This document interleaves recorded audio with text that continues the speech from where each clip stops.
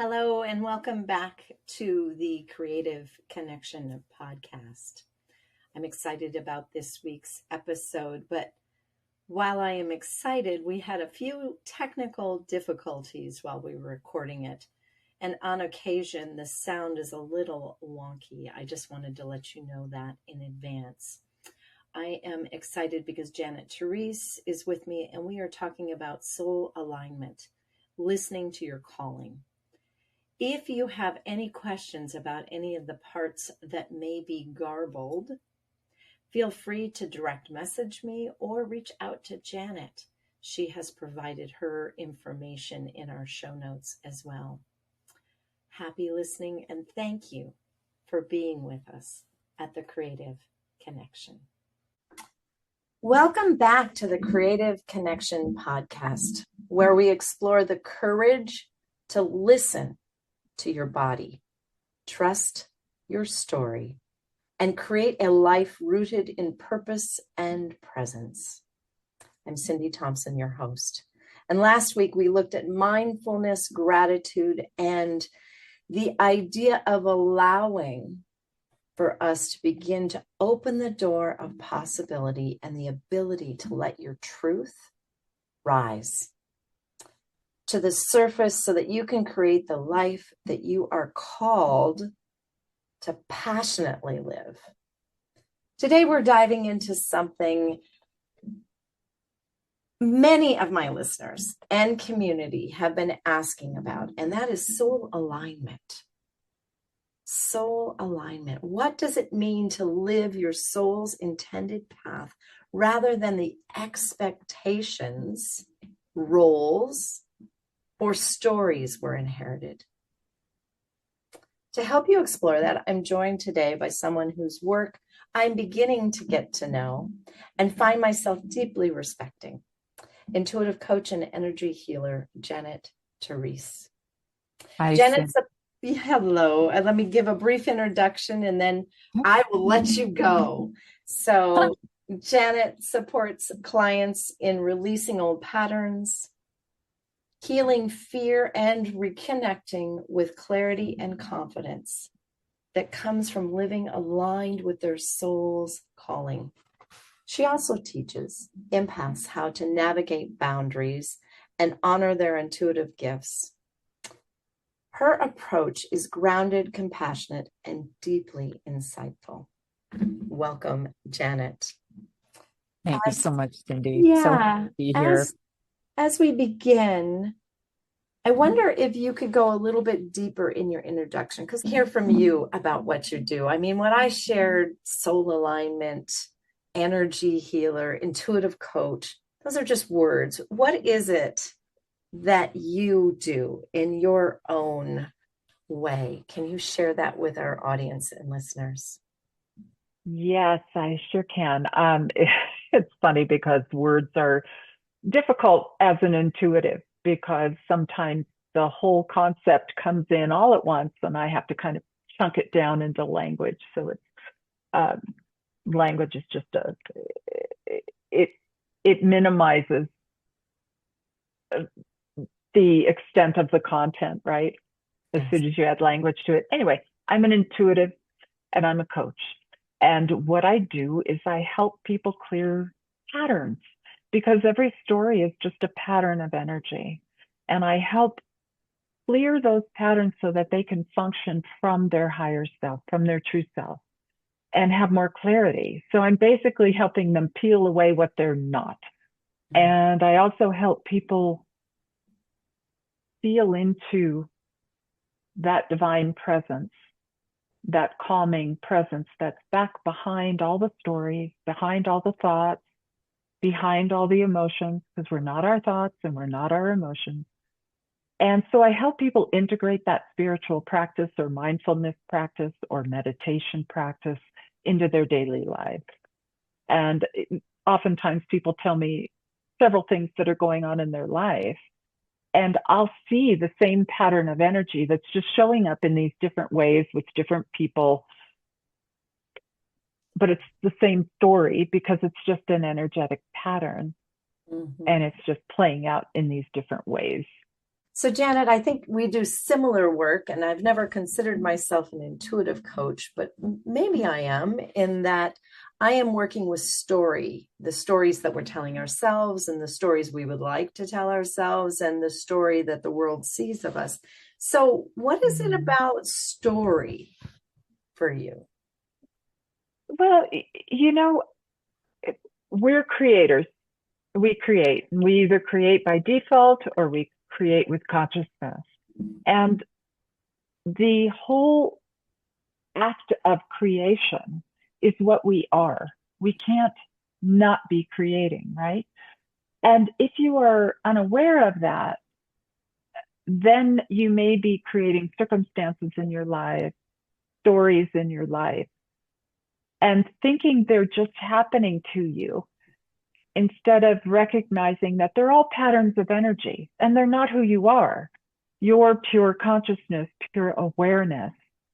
And the mind is what we use to out picture our thoughts and create our experience, right?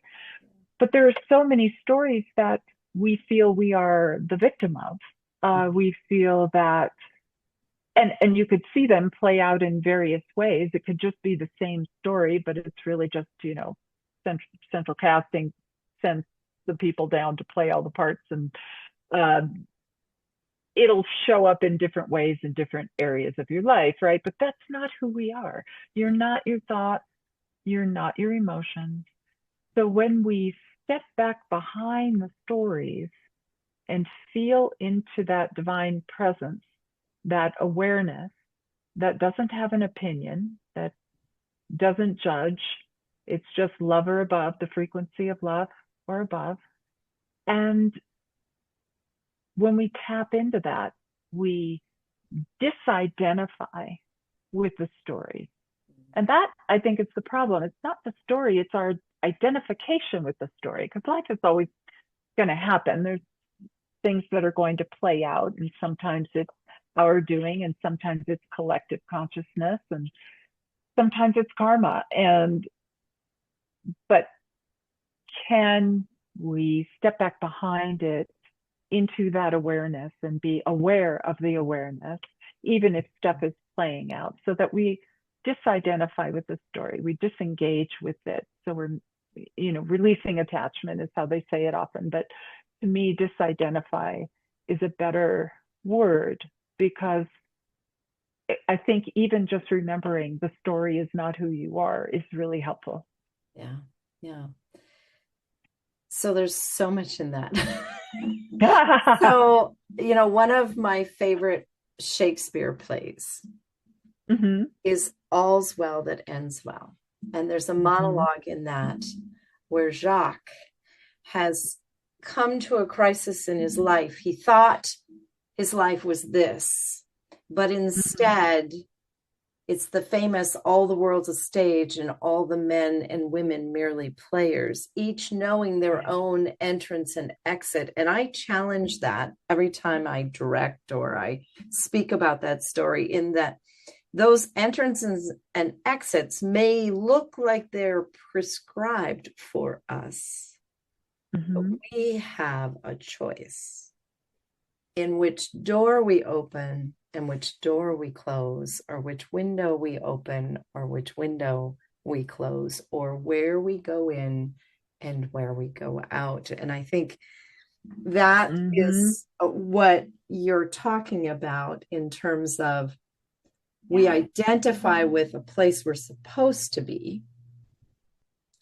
but who supposes that we are supposed to be there?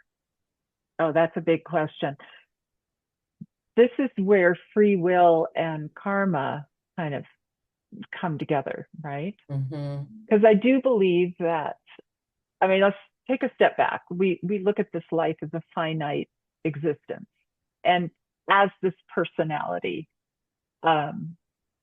me Janeting, expressing as Janet Therese in the world.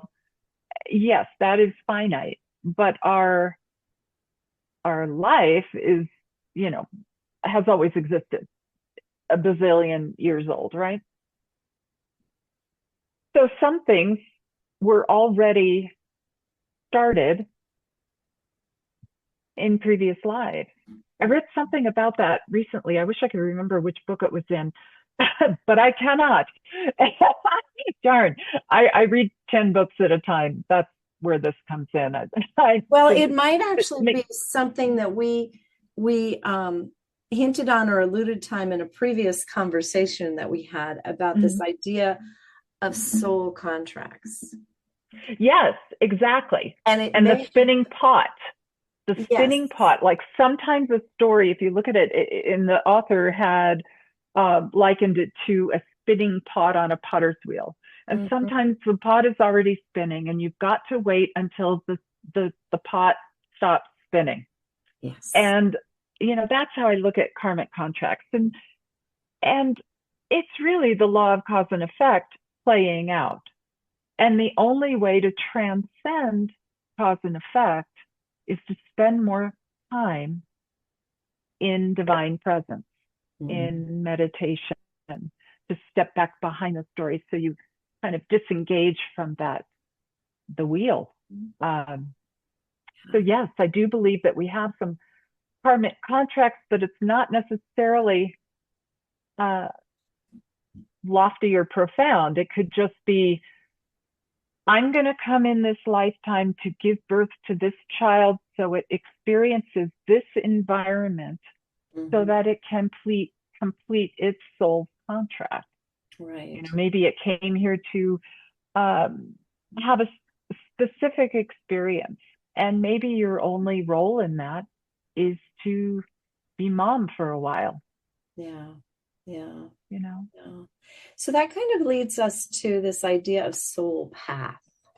And what is the difference between soul path and what we want to our strategic mind wants to identify as purpose, or as this is the thing I'm supposed to be doing, or again, there's that word supposed to. Don't do that. What is the idea of purpose versus soul path? Oh, I love this. Okay. I do what I do because I can't not. I tried really hard. And now I feel more aligned vertically when I do what I do. I feel more connection to divine, the universe, God, however you describe it. I feel more like my true self when I am doing what I'm doing. And, I'd get a lot of eye rolls. It wasn't really that long ago, maybe 10 years ago. It was more difficult to do what I'm doing in the world. It's more acceptable now, which I love. And now what's funny about that is I don't care anymore, which is the gift of getting older, right? It's like, it's okay, whatever. But I do feel like that calling, it's your soul's calling. Purpose, we put so much weight on that word, don't we? Oh my gosh. Yes. I think we put too much weight on it. It then becomes a burden that we carry in what I call our spiritual backpack. And it's not supposed to be in our spiritual backpack. It weighs us down and pulls us away from what it is that we're supposed to be. So I have a personal question for you. What made you understand that what you're doing now was in fact the path that you were called to? How did you know? Oh, I love that.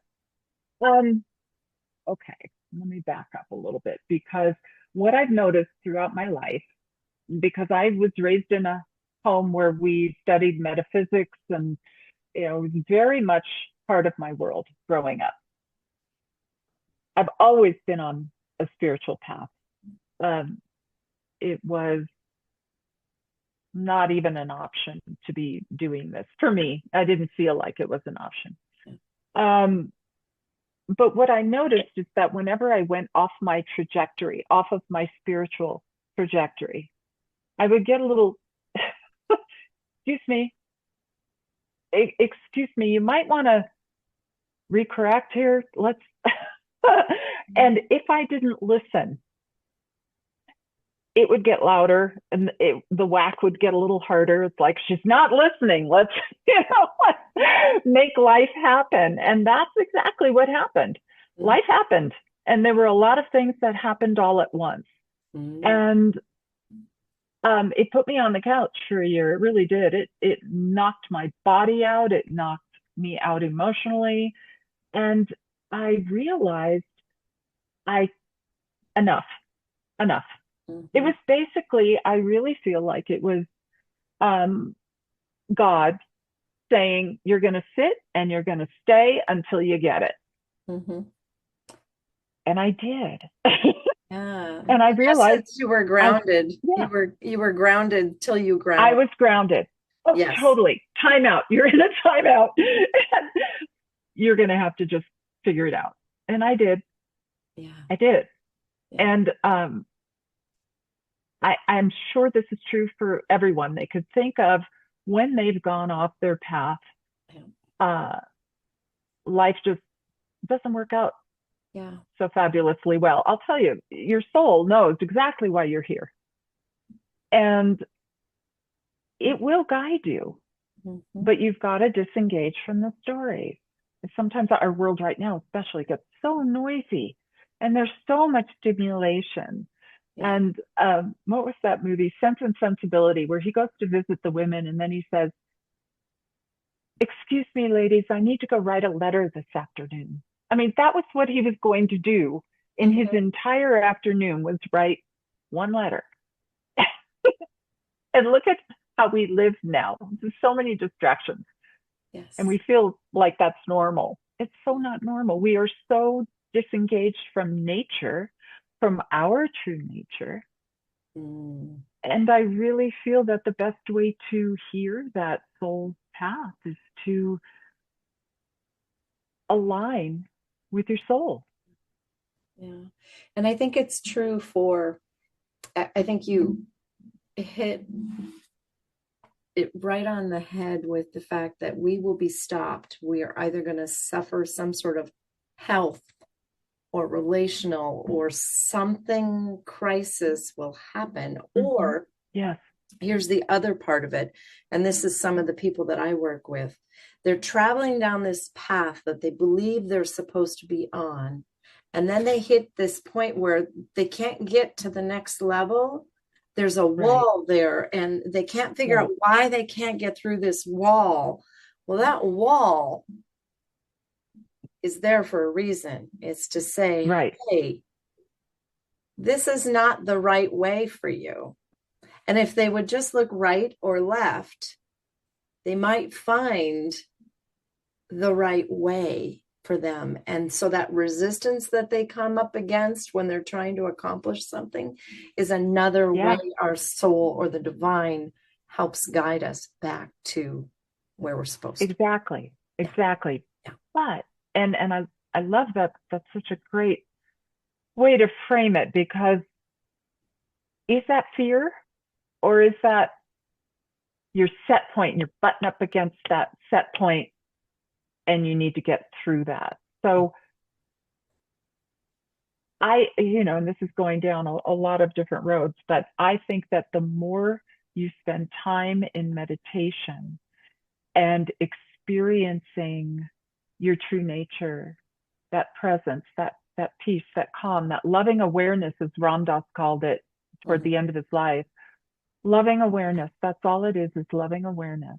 Yeah. The mind's going to do what the mind's going to do and chatter, and then you come back, step back behind that and allow it to just float by.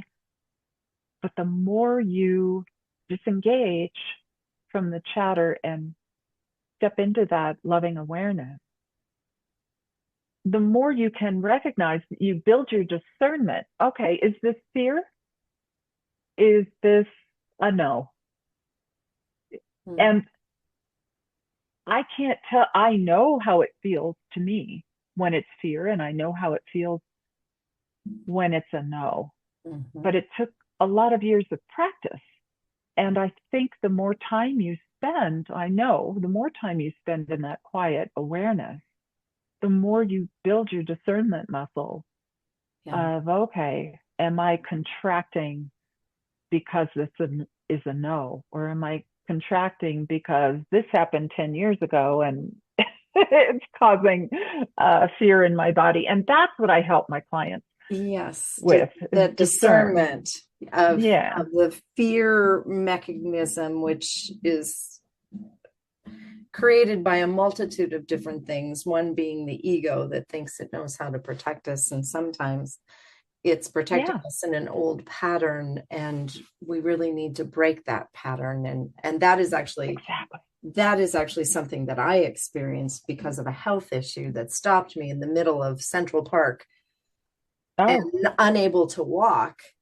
Was everything coming to the surface, and what is it that is really happening here? And it took that week for me to be in quiet, mindful consideration of what was really happening, right versus what I thought was happening. Exactly that. And this is interesting. Look at what's happening. Okay. And that was a question I used a lot. And that was before I did a lot of meditation. So it was really just the question of, why is this happening to me? Because I think about the listener that might be on here that's like, oh, meditation, I don't know about that. I can never do that because I can't quiet my mind. Well,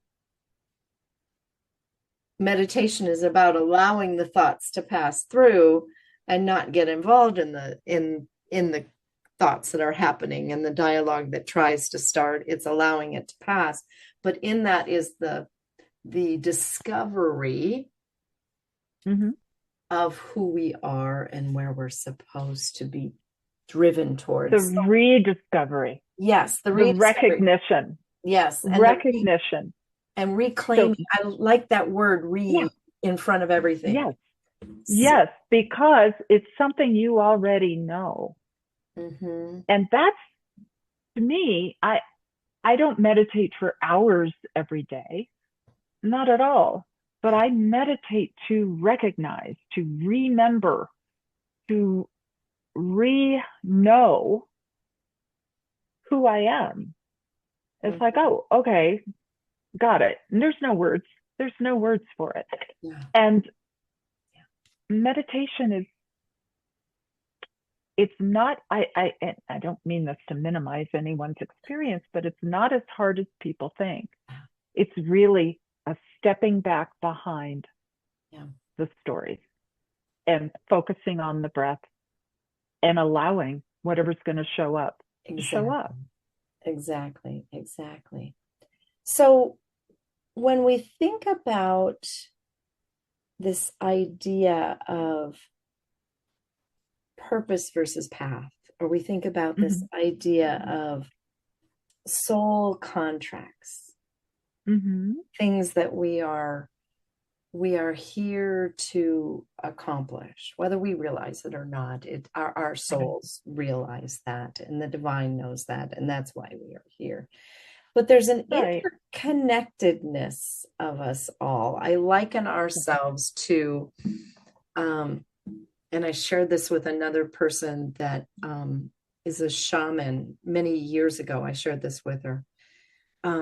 It's like we are a communicating, and this is an awful word, but I think it's perfect. We are a fungus that is connected. We are stringers for this living entity. So share with us your perspective on this interconnectedness of us. Oh, I totally agree. I believe we are all cells in the same body of consciousness.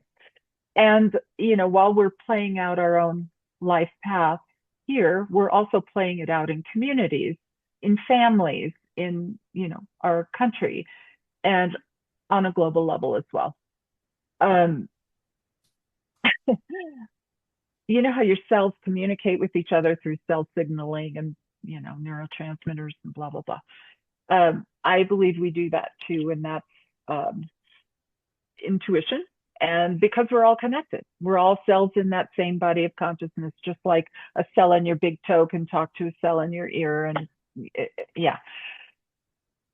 But we move together in concert, kind of like marbles on a cookie sheet. Okay, you fill a cookie sheet with marbles and you run your hand across the top and they all move together in their own way. And so everybody's affecting everyone, positively or negatively. I mean, you see it on the freeway. Everybody's just moving along. It's kind of, I marvel at how do we all stay, we're driving these thousands of pounds of car and we're staying 3 feet apart. How is that happening? I mean, It's really kind of funny when you think about it. But I do feel that that's, there's so many things playing out on so many different levels. So our purpose, what's our purpose? The purpose is to take experiences and bring them back to the collective consciousness. Mm-hmm. We come here, we have our individuated experience because we are an individuated expression of the whole. And then we bring that experience back to everyone. Look what I learned. Wasn't that fabulous? What a wild ride. And that could be our soul's contract, just to go and have this experience, to maybe experience the feeling of connecting into who you really are. And having that growth, because that awareness is a life changer. It is a total game changer. It changes your perspective on everything. Yeah. We have we have our personality, our ego structure that's functioning here, and it does a really great job. So you've got your conscious mind, your unconscious mind, your body that remembers everything. It's just an amazing vehicle for your soul. And your soul's here and it knows exactly why you're here. And instead of allowing your soul to drive the train, we're letting our unconscious mind take the reins. It's just, not to mix metaphors, but it's just, no, but I get it, because it's the unconscious you see what I mean? mind. It's the unconscious mind in this collective that we're in that starts to drive the train. And for some of us that are at the level that we're at of awareness, when that begins to happen, we're like, oh no.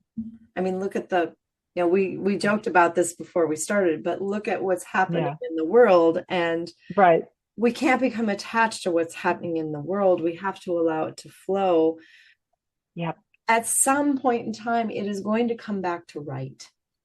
It's going to come back to the intendedness of it, because there will be something that happens in that pattern of this unconscious thing that's occurring that's going to go slap to the whole system, and the whole system's going to go, what? Oh no, what happened? Oh, whoa.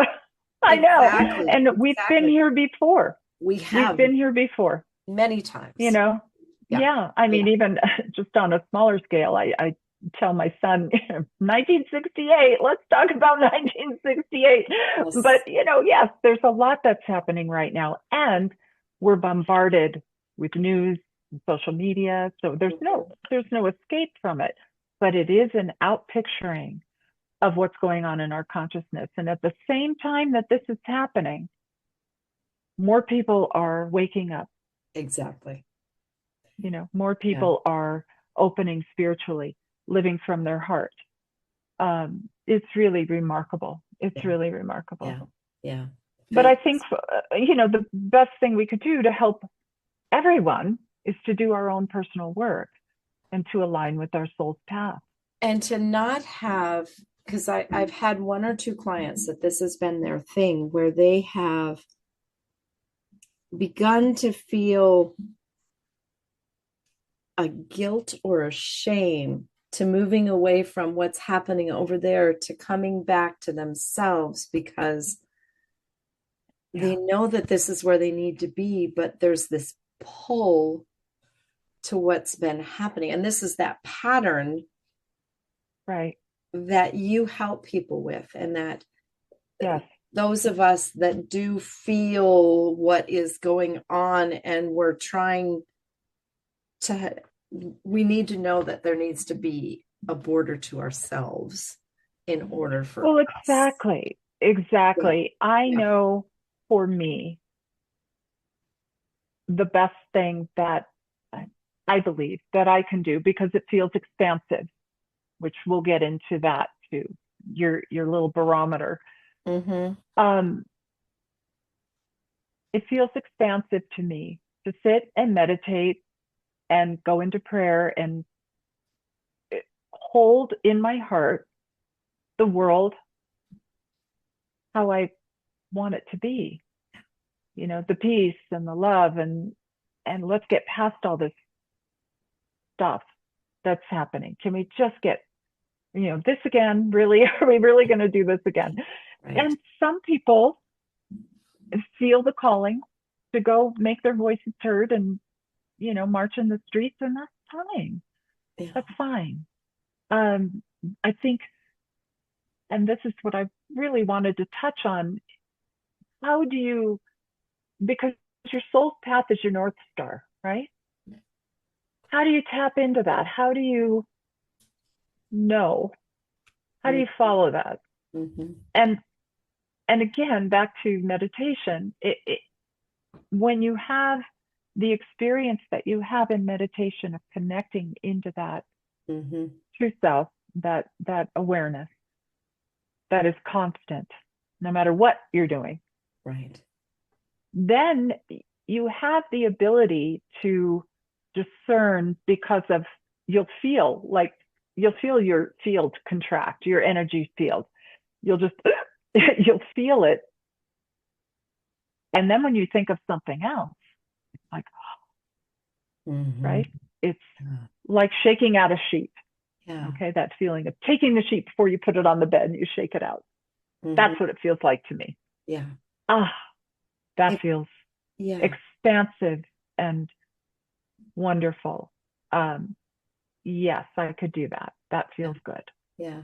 And I've experienced that too. And what's interesting is right before a big breakthrough is going to happen, there's a lot of this, and then there's a big, and then finally it's this huge opening. Yeah. And everything that you thought that mattered really didn't matter. Doesn't matter at all. What matters it's is amazing how it just flips like a switch, doesn't it? Right. And what matters is the now.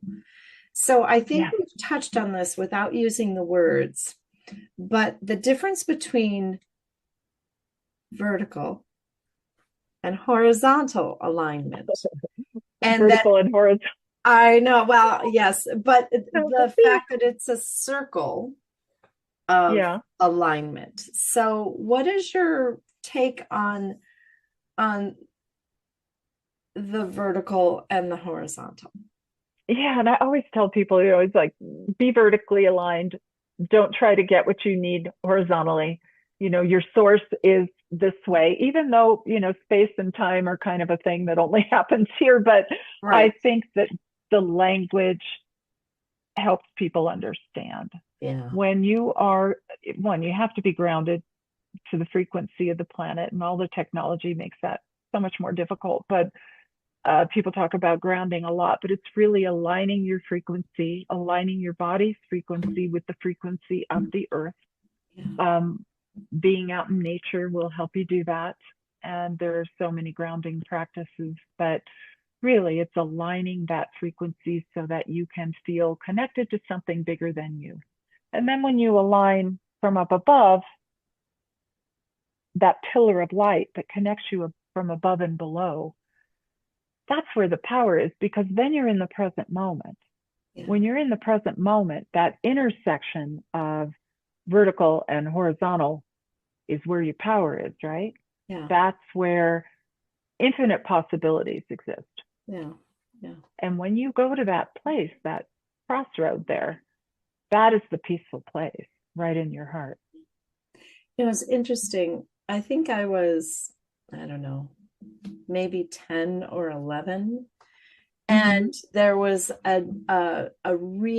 a realization within myself.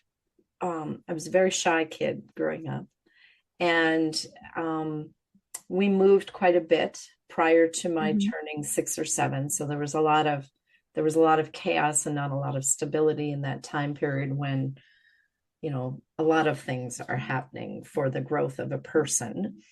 And I think it was 10 or 11 that I realized that if I sat in my quiet, dark space, my bedroom, which was, for me, I lived in the Midwest and my bedroom was downstairs, but it felt like the most magnetic space in the world. The other place was at my piano, which was, interestingly enough, as I go back to that house and I look at the lines of that house, they were actually at a cross. Both of those were at a good crossroads. I had no idea until I was in my Oh. 50s what ley lines were at all. But when I went back and looked at that house, but is sitting in that room where I could calm my system from my heart down to my root chakra, and I felt safe.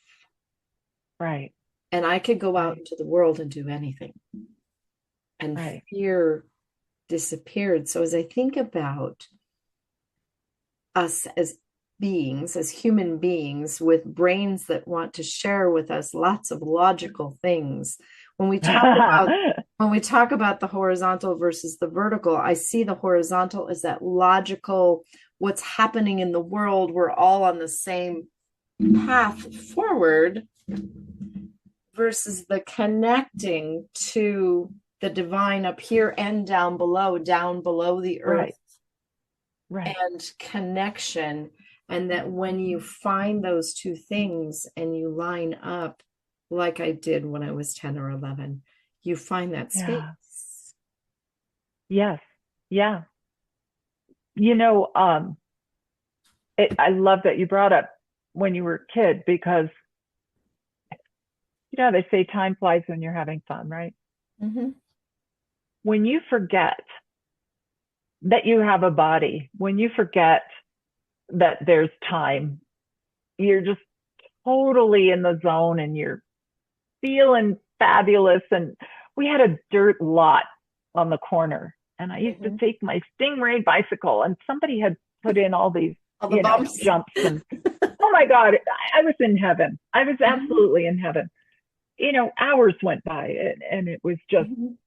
you just forget that you have a body. You just Yes. forget because you're in that place. And that's the place when people are trying to figure out what's my soul's calling, Mm-hmm. what is my purpose. I don't even like using the word purpose. Purpose to me feels like It's claustrophobic. doingness.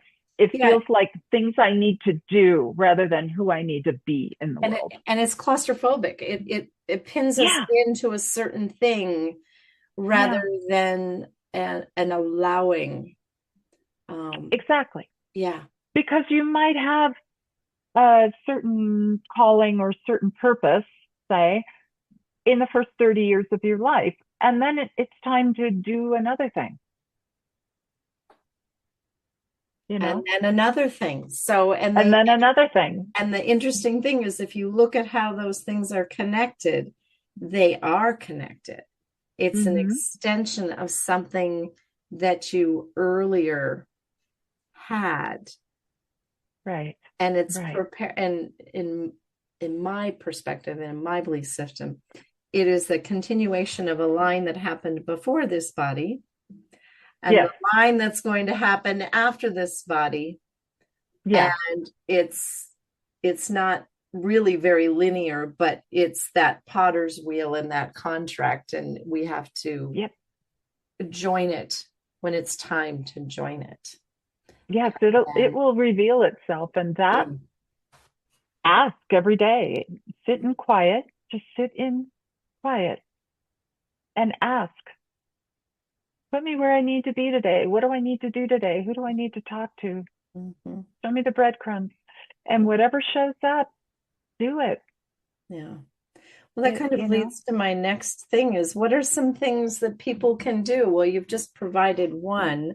So as we think about this idea of soul alignment, and for this podcast, it's about reclaiming your voice, reigniting your vision, and realigning with what matters most. And this is that soul alignment out of all of that is once you found who you are and your voice and you're able to speak that to the world, and we kind of know where we're going. We're not putting it in a box, though. We know where we're going. We have this knowingness of where we're going. So now we're on to that aligning with what matters most. And finding some practical things that our listeners could take away from this conversation to begin doing, to begin aligning their path for who they are. What are some things? Sitting quietly, listening. Sitting quietly, listening, stepping back. I really, there's a process. Sit quietly, breathe, let it all go. I have, by the way, a 5-minute meditation that's on my Spotify channel. It's called Back to Center Meditation. And it's really kind of a precursor to your meditation. It helps align your field. It helps you move everyone and everything out that's gotten in a little too close. And it helps you align vertically and ground. And then just sit in the quiet.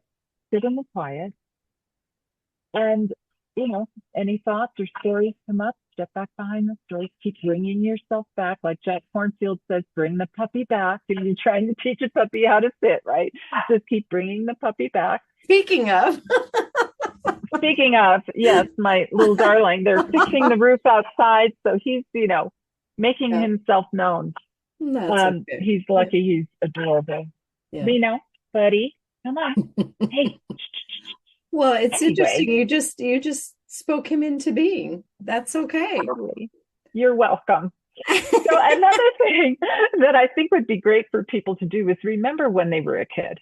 And what were the things that made you feel so alive that you forgot you had a body, you forgot about time, you were just expanded and one with everything and in this most incredible place.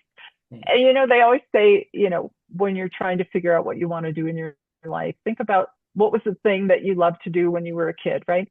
So funny story. My favorite show when I was a kid in the magical 70s was Bewitched. 60s too, actually. Oh, geez. But I couldn't figure out which I loved more, what Samantha did or what Darren did, because I thought, making those catchy little slogans for his advertising was kind of fun. So funny thing, I'm an intuitive coach and an energy healer, and I've also spent some time being a marketing executive. So it makes me laugh. And these are things, I look back on and just giggle because I didn't plan that. It was just kind of. It happened. And, I think about, I'm going to go back to story for just a moment because I was in the midst of my crisis when I remembered that moment when I was 10 or 11. Yeah. Because I was open to allowing. Yes. And what I discovered in that is that really what my soul was trying to tell me is here I was in New York City where I had dreamed of being all of my life to be a storyteller. And in fact, what I should be doing is helping people share stories. That's what came out of that. And how that has happened has been sort of an up and down. It's never a straight line, right? Never a straight line. You try something that you think it is, and then you go, this doesn't feel right. Okay, let me try this. And then you find that moment where time disappears. Yes, that. If you are if you are awake and aware, you realize that this is the space. Yes. This is the thing for the moment, for the now. And that's your North Star, the feeling, not the thoughts. Oh, I should, solve Right. world hunger by doing X, Y, Z. Yeah, Right. terrific. But follow the feeling. Right. Follow the feeling. One more really potent question, I think, before we begin to wrap up, and that is, let's say we're in that state. We're starting to feel into where we feel the most alive, and where we lose the sense of time, and where we feel the most connected to the essence of ourselves. But then we're shaken awake by the outside. Maybe it's a person that we're connected to, or a group that we're connected to, or a job we're connected to, that pulls us back into this state of not feeling good or alive. Right. And we shouldn't ever run into rash decisions, although there is an occasional time where you really should run into a rash decision because it could be a life-saving thing for yourself. Exactly. But what is the process of discerning whether this is not serving me anymore? And I'm asking this question not because I need to do this. I have learned to do this. And that is, sometimes it means to separate from something that is no longer serving us. Exactly. So what is your, as an intuitive coach, what is your take on that? Okay. Because I know there's going to be somebody. A couple more hours. Yeah, I know. Well, we're just going to touch on this. And of course, I'm going to give them how they can reach out to you afterwards. But I think it's important because there's going to be at least one person that listens to this that goes, yes, but. Oh, yeah, that. Yes, exactly. The yes, but. I used to be really good at the yes, but. The more you spend time in your little peace bubble, the more you recognize what's not you. There's nothing important in well-being. That's not to say that I don't be of service. Sometimes I have to just step back a bit to take care of self-care for my. There's nothing about that. Yeah. So, Janet, this has been a lovely conversation, and I'm sure we will have more conversations, whether it's like this or elsewhere. I really appreciate your time. And what would be your one wish for every person that listened to this, or every person that was open to what I'm going to ask you to respond to, that you wish everyone knew about their soul's intended path?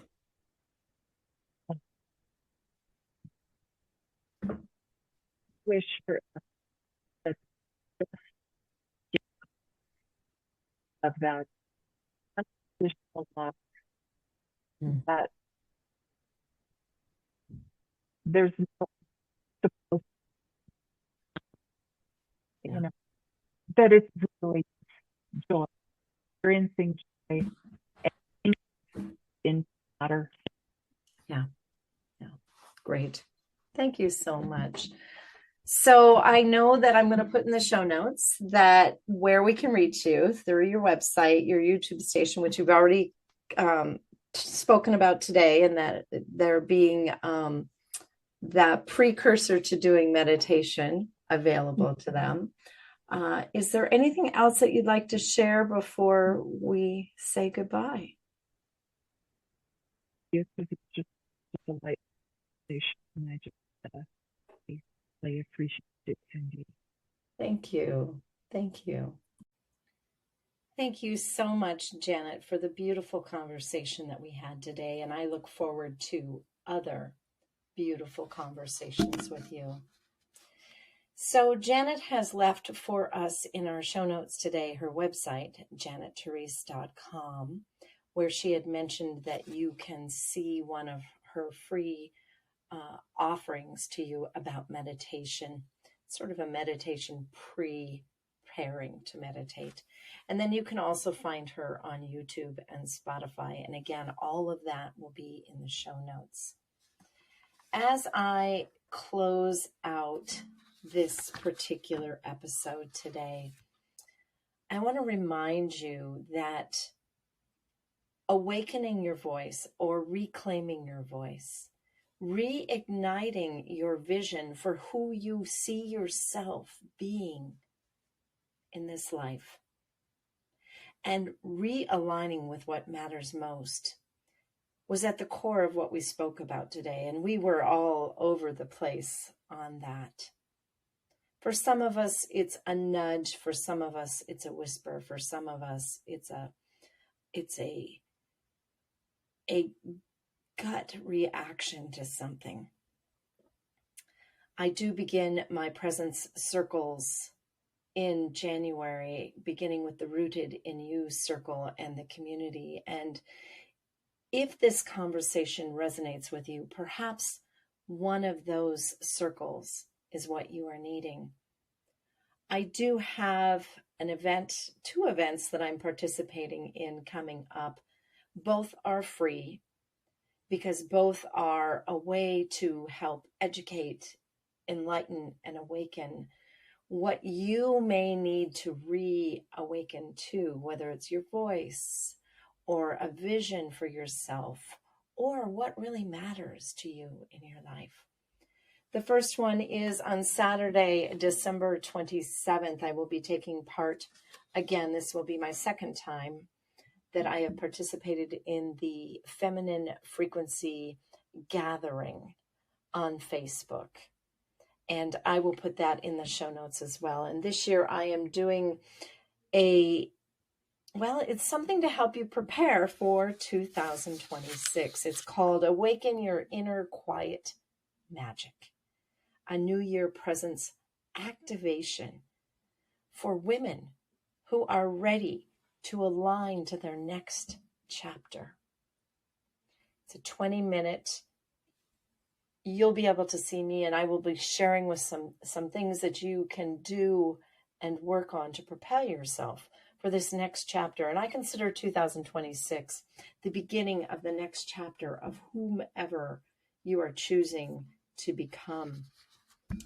The second is a summit that I'm taking, I'm becoming a part of in January on grief.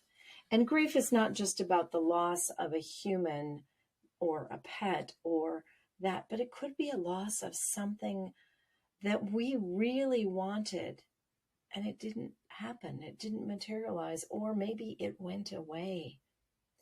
All of these are tied to that reclaiming your voice, reigniting your vision, and realigning with what matters most, which is what today's conversation and the previous week's conversations were all about. I would love to invite you to come and attend any of the upcoming things that I have going on. Next week, I am going to be with my husband again, although not live. Some of you may be aware, because I shared early on in my podcast, that I am a director of shows. I am the artistic managing director for a small community theater here in the great state of Washington. And I open next Friday with our holiday offering, A Christmas Story, the musical. And I have a cast of 22 and musicians numbering 8 and many, many, many others that have helped contribute to this show. So I will be busy with that. So my husband and I will take time to record this coming week another little episode about relationships, especially with the holidays nearly upon us. While Thanksgiving has come and gone, and it may have been challenging for you, the next holidays, whether it be Hanukkah or Kwanzaa, or maybe it's Christmas, And it's a time where we gather again as families who have maybe been separated for a while. And sometimes those conversations and those interactions go very, very smoothly, but other times they don't. So we're going to highlight just some quick tips on how to have joy even in the midst of chaos and conflict over this upcoming holiday. So subscribe, stay connected, become a part of the conversation that we are having here each week. Please follow this podcast, leave a review should you choose to. Share this episode or any of the episodes that I've recorded thus far with someone who may need to hear what we are speaking about. And until next week, when my husband and I will be sharing